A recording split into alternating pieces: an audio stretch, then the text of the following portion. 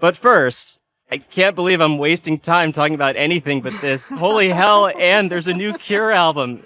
Robert Smith has come out of his Victorian garret. He's emerged, and not only have he and his bandmates emerged, but this is a freaking great record. It's great. It's great. I really had like a "is this real life" moment. Well,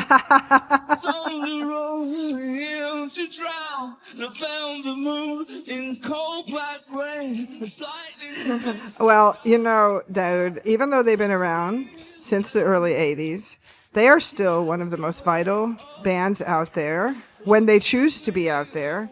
And fans have been anticipating the release of this album for a very long time. So befitting that long absence, what is the name of this record? It is called Songs of a Lost World. That's a typically, black as the night kind of title, right? Joining other classic titles like Pornography and Disintegration. This is definitely an album about loneliness, despair, confrontations with death.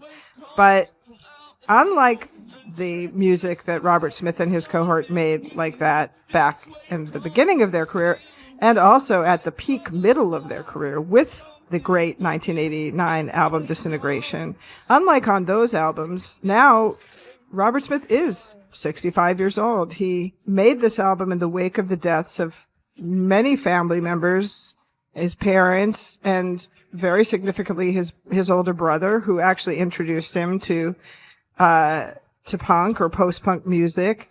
And it deals with these very heavy losses. And Daoud, for me, it really rings different. This is a guy who was complaining that he was too old when he was like 25 years old. but now he's truly staring down, he's staring down mortality. And I think these songs, these epic operatic songs, just capture that mood, that confrontation. I know there's something on, it's all so hellish. I'm trying to make some sense of it. I guess the explanation is I can't anymore. If I ever really could. Kinda strange to think it takes this far to get misunderstood. So don't know, I really don't. And I don't think so, maybe not. And I could be. His voice sounds incredible.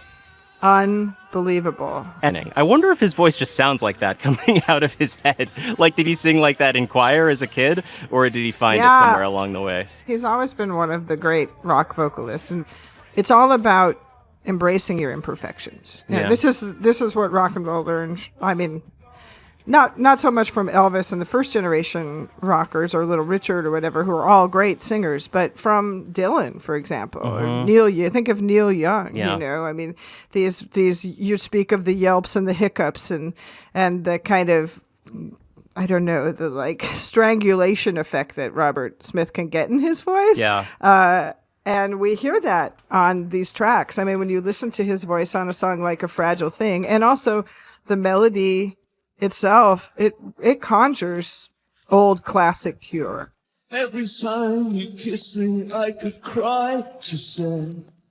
Don't tell me how you miss me. I could die tonight of a broken heart. The loneliness is changing. We've been too far apart. Every one of these songs isn't truly an epic.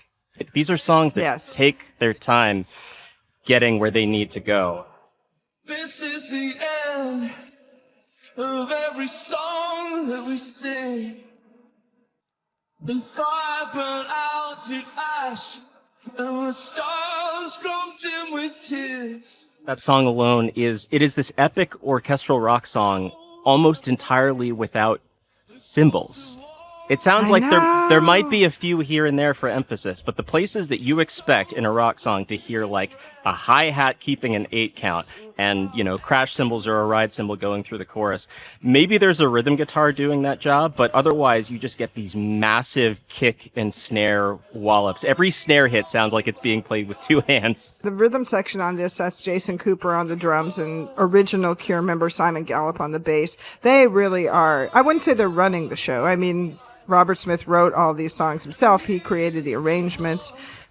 But that rhythm section, it is what makes the difference between this being kind of like a wan imitation of what a great band did back in the day and fully an album that stands with their greatest releases. Every song, and it all stops. We will always show that we would never change.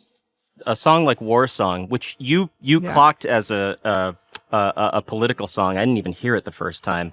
But I think it's because I was focusing on the musicianship. There is, I mean, this has in common with like doom and sludge and, you know, metal musics of that persuasion that it must take so much focus and precision to be able to play that slowly and stay in time, right? I know. Play that slowly, but also create this intensity. To me, it's like the sound of war. And the song that we played at the top of the show, which is called Drone, No Drone, which apparently is actually was inspired by a drone flying into Robert Smith's backyard. Oh my God. I know. Which he didn't enjoy that. But, you know, that song too, it's like the layers, the incredible layers of sound that they get. It's so dense and intense. Yeah.